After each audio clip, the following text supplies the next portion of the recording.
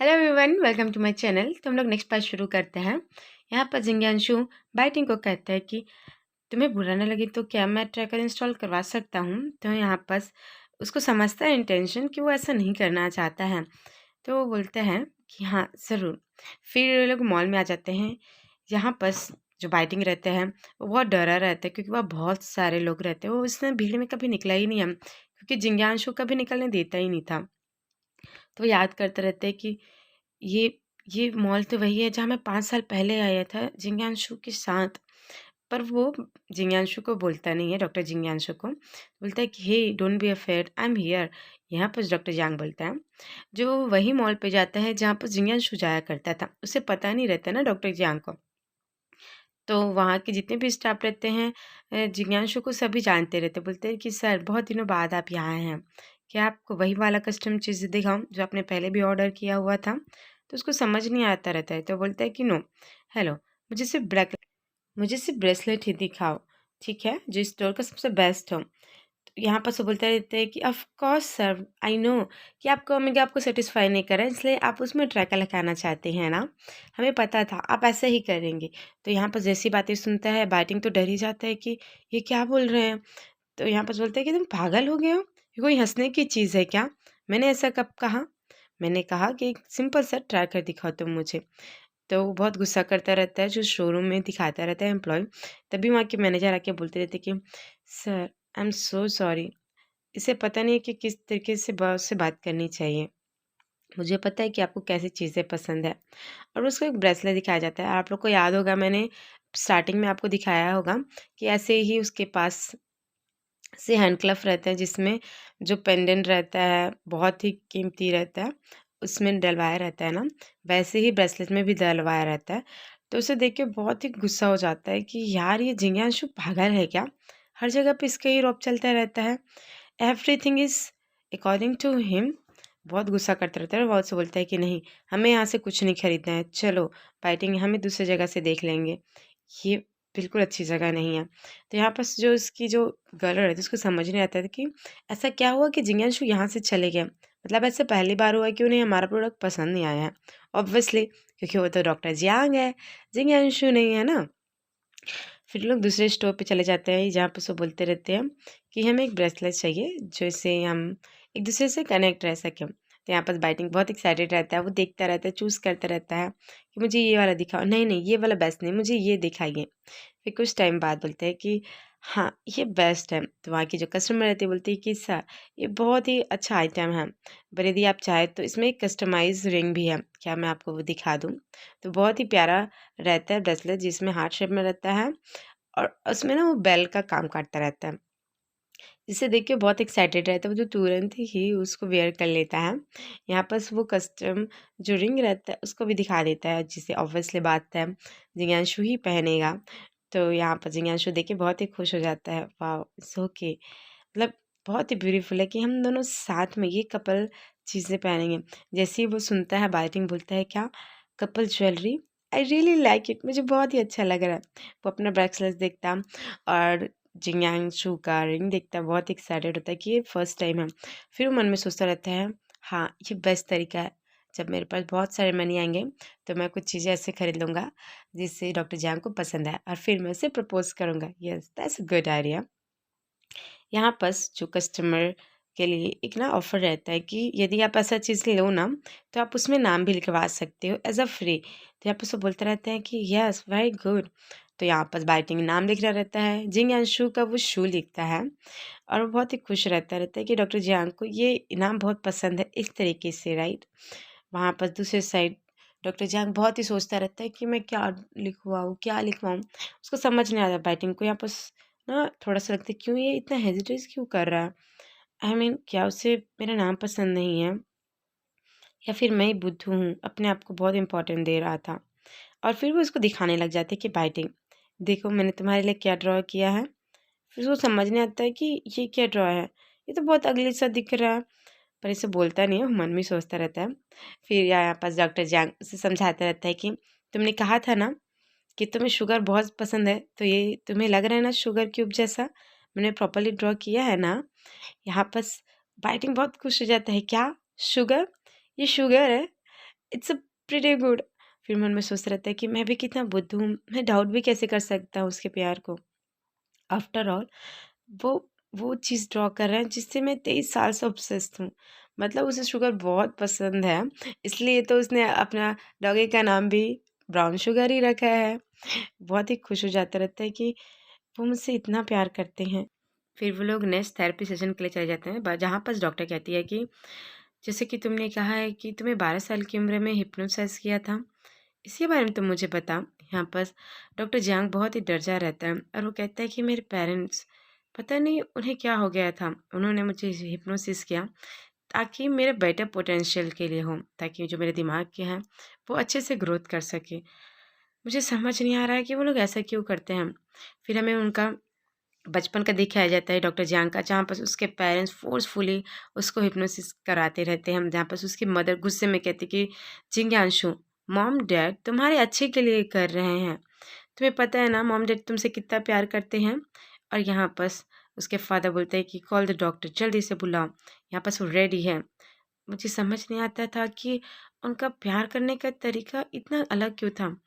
उनको लगता था कि वो मुझसे प्यार करते थे, पर वो इतना खालीपन लगता था, मुझे समझ ही नहीं आता था। वो हमेशा मुझे फ़ोर्स करते थे किसी भी इंस्ट्रक्शंस के लिए। It's a truly painful.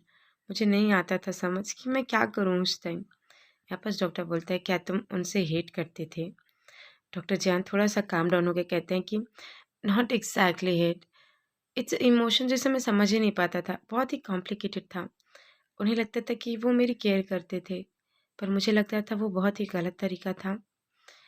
वो हमेशा चाहते थे कि मैं एक्सीलेंस रहूं, पर मुझे समझ नहीं आता था, पर वो चाहते ही ऐसा क्यों थे? क्या मैं गुड रहकर भी अच्छा नहीं बन सकता था क्या? मेरी पास्ट लाइफ बहुत ही ख़राब थी, पर अब मैं बहुत खुश हूँ। यहाँ पर हमें दिखाया जाता है कि वो कितना खुश है। वो इस रिंग को अपने गले में वियर करता है, बोलता है कि जो भी कुछ था मेरे पास था, पर मैं ऐसे पर्सन से मिला हूँ जो मेरा फ्यूचर है, और वो कोई और नहीं बैटिंग ही रहता है ऑब्वियसली। जहाँ पर हमें दिखाया जाता है कि उसने भी अपना ब्रेसलेट पहना हुआ है और बोलता है कि डॉक्टर जियांग।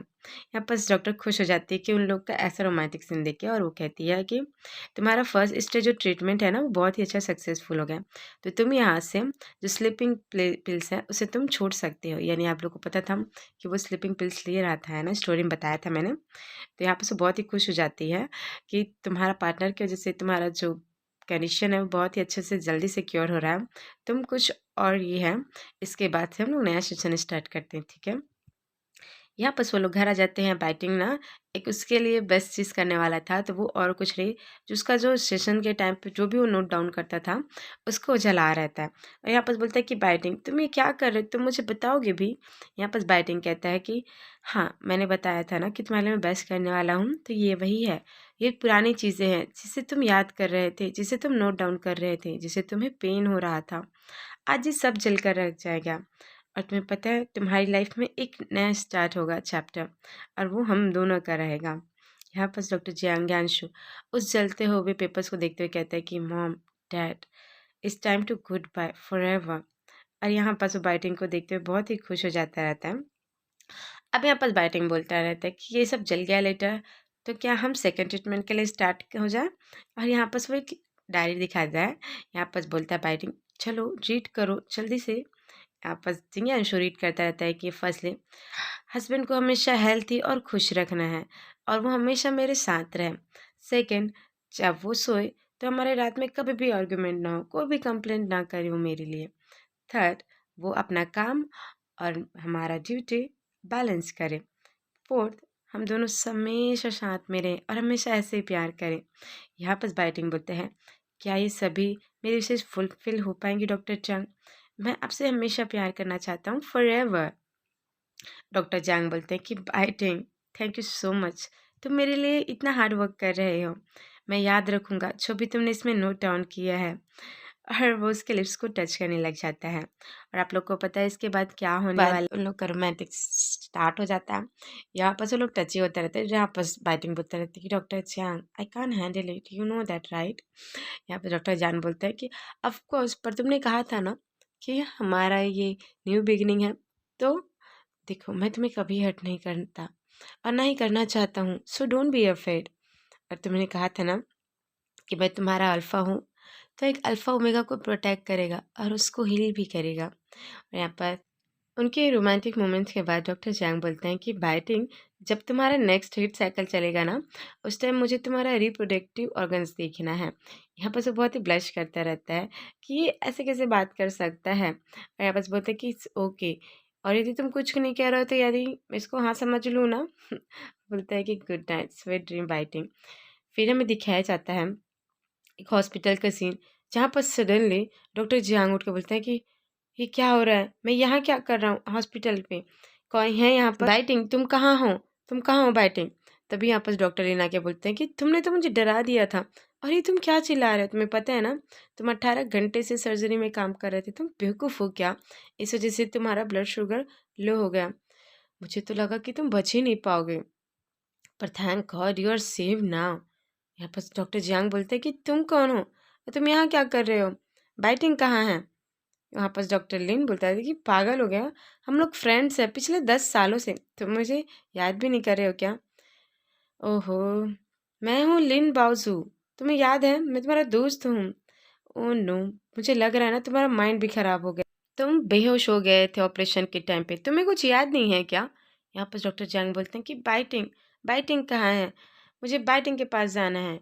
यहाँ पर जो लिन रहता है बोलते हैं कि व्हाट, बाइटिंग वो कौन है, ये क्या चीज़ है, कोई स्वीट थिंग है, कुछ खाने का है, कुछ है तो मुझे बताओ, मैं लेके आ जाऊँगा, बताओ तो मुझे। तो यहाँ पर डॉक्टर चांग बोलते हैं कि नो, ओमेगा माई ओमेगा, तुम्हें याद नहीं है क्या, तुम उसे जानते हो। तो यहाँ बस लिन बाई जो डॉक्टर रहता है वो सोच रहता है कि ओमेगा वेट, ये क्या होता है, किसी चीज़ का नाम है क्या जिससे हम लोग पढ़ाई करना भूल गए हैं क्या, मुझे तो याद नहीं आ रहा है, कोई ब्रांड का नाम है क्या, बताओ मुझे क्या है ओमेगा। फिर उसकी स्वीट मोमेंट को याद करता है कि ऐसे कैसे हो सकता है, क्या मैं रियल वर्ल्ड में आ गया हूँ, पर बाइटिंग, बाइटिंग कहाँ गया, इस रियल वर्ल्ड में है ही नहीं है क्या वो, नहीं वो ये सब सपना था, नहीं ऐसा नहीं हो सकता, मुझे बाइटिंग के पास वापस जाना है, नहीं मुझे बाइटिंग के पास वापस जाना है। वो ऐसे ही बेड से उठते रहते हैं। यहाँ पर डॉक्टर लिन बोलता है कि जिंग यांशु पागल हो गया, तुम ये क्या कर रहे हो। बस डॉक्टर जियांग कहता है कि no, I don't believe it, ये कोई सपना नहीं है, मुझे उसे ढूंढना ही होगा, मुझे वापस जाना होगा, नहीं मुझे वापस जाना होगा, मुझे बाइटिंग को ढूंढना है, वो इस वर्ल्ड में भी लिव कर रहा होगा, मुझे बाइटिंग को ढूंढने, जाने दो, जाने दो। तभी बाहर उसके पेरेंट्स खड़े रहते हैं। उसकी मॉम बोलती है कि जिज्ञांशु ये क्या कर रहे हो तुम, हाँ ये इस तरीके से काम करती तुम एक डॉक्टर हो और तुम अपना मेडिकल परफॉर्म भी अच्छे से नहीं कर पा रहे हो। उसके फादर बोलते हैं कि डॉक्टर अपना बेस्ट देते हैं और तुम यहाँ बेड पे पड़ी हुई हो, इसको जल्दी से ले जाओ अंदर। यहाँ पर से बोलता है कि नहीं मुझे जाने दो, मुझे जाने दो, मुझे जाने दो, मुझे बाइटिंग को ढूंढना है, तुम लोग यहाँ क्या कर रहे हो, मेरी लाइफ से चले जाओ, you are not a real my mom dad. फिर उसे बेहोशी का इंजेक्शन लगाया जाता है। कुछ टाइम बाद डॉक्टर जियांग की आंखें बंद होती रहती है, फिर भी वो उसका बाइटिंग का नाम लेना भूलता नहीं है। बोलता रहता है कि बाइटिंग, मुझे बाइटिंग के पास जाने दो, मुझे बाइटिंग को ढूंढना है, मैं बाइटिंग को ऐसे नहीं छोड़ सकता हूँ, वो अकेला हो जाएगा। यहाँ पर हमें दिखाया जाता है कि वो कितना पेन में है, वो बाइटिंग को किसी भी कंडीशन में नहीं छोड़ना चाहता है, किसी भी कंडीशन में नहीं। तो वो रियल वर्ल्ड में आ गया है, इस तरीके से हमें दिखाया गया है। तो आप लोग को क्या लगता है कि वो सच में रियल वर्ल्ड में आ गया है, क्या वो इस वर्ल्ड में भी वो बैटिंग को ढूंढ पाएगा। आप सबको क्या लगता है मुझे कमेंट में ज़रूर बताना। तो आज का ये पार्ट यहीं ख़त्म होता है। I hope you like this video, thank you for watching.